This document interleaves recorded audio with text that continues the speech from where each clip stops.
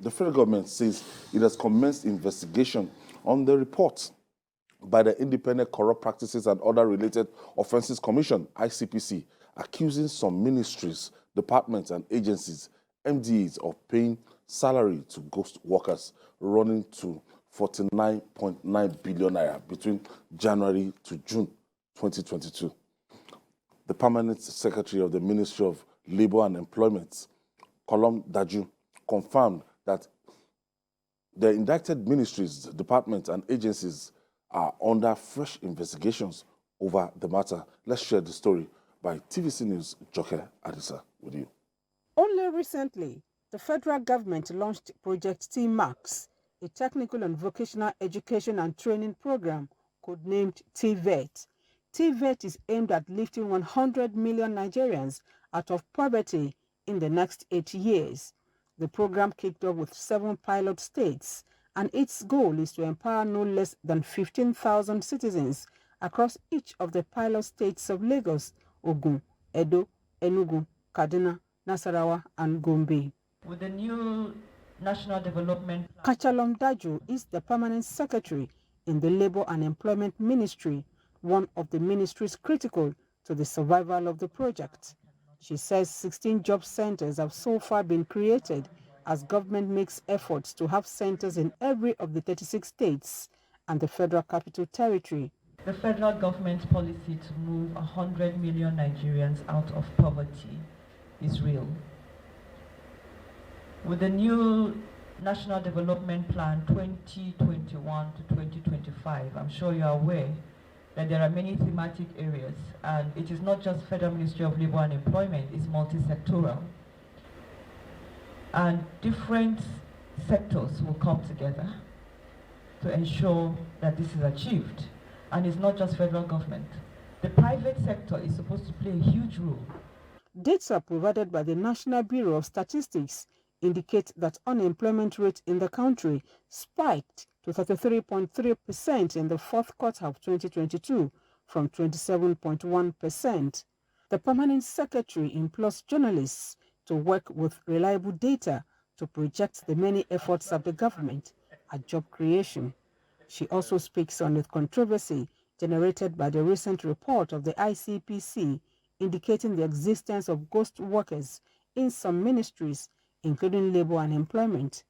The Permanent Secretary assured Nigerians that anyone found culpable would be prosecuted. Yes, investigations are ongoing. I cannot tell you for certain because I was not here at the time, but government is continuous, so definitely I'll give you an answer.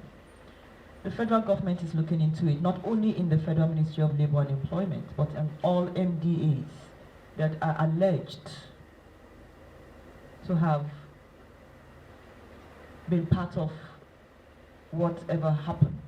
A report by the ICPC indicated that 49.9 billion naira was paid as salary to non-existing government staff, popularly called ghost workers, between January and June 2022.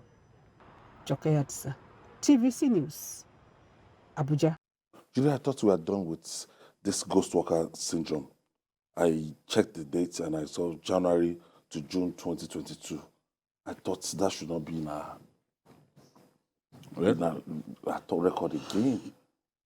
Civil servants who are bent on making money, they are smarter than the rest of us in the negative sense.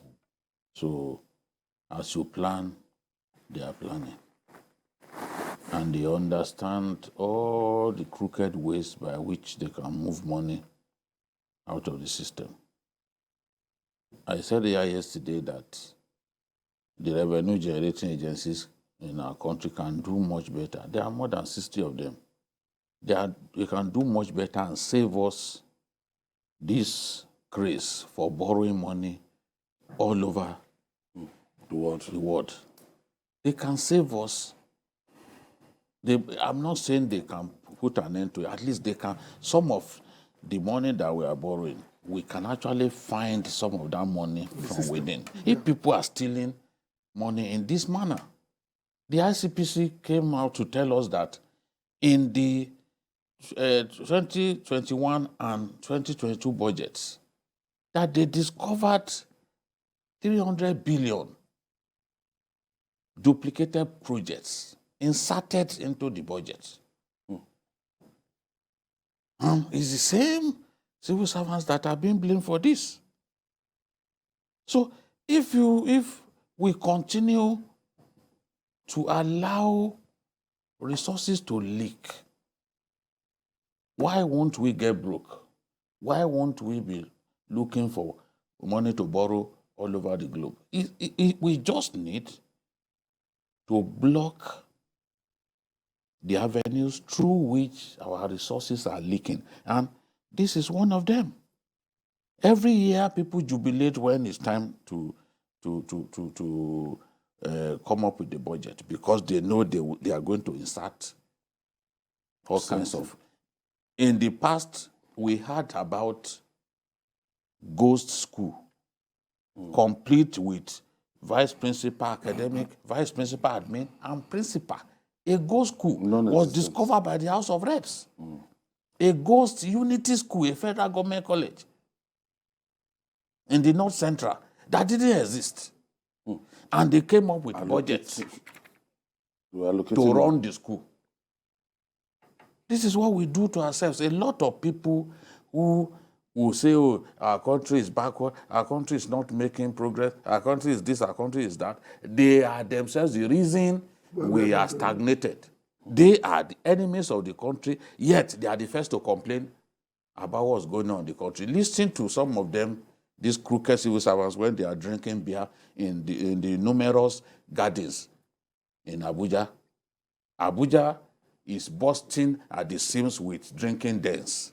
Everywhere that you have a semblance of greenery is a drinking den in Abuja. Some of them you can drink till the next day. Nigerians think that it is by drinking that their sorrows can depart from them. No, you are wasting your time. By the time you are inebriated, you stagger your way to your bed, you get up the next day, you discover that that problem is still there. Yeah, it's not going anywhere. It's going nowhere. DKB, I think it's something, these loopholes we're talking about, it's something that we should have done something about. It's so shameful that people can still devise means to beat the system. Biometric, we've introduced biometric, we've introduced a lot of things that has to technologically, driven, but still.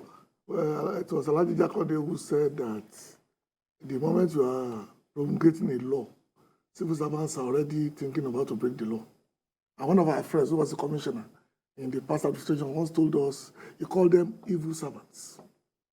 There's a movie that we all know, it's a TV program, they call it Yes Minister. It's from the UK. And it gives the idea how civil servants manipulate politicians. And that's why all over Abuja, all over Lagos, all over Port Harcourt, most of the big houses belong to civil servants. Let me give you a personal example. When I was growing up in Oshodi, we were looking to tie our road, basically. So we went to the ministry after all the normal shenanigans. Then when we got to our farm, we realized that our street had been tied 10 years earlier. It has been, is it refurbished or retired? About 3 times after that. And Meanwhile, they've not done it has never seen a single ground. coat of tar on that road in my life. And the record showed that Olusoji Street has been tied 10 years earlier. It's been retired 2 years later. It was resurfaced 3 years later. Somebody somewhere is making that money as a matter of course. Wicked people. So when you are thinking that you've gotten out of anything, there's nothing you can do to escape the civil servants.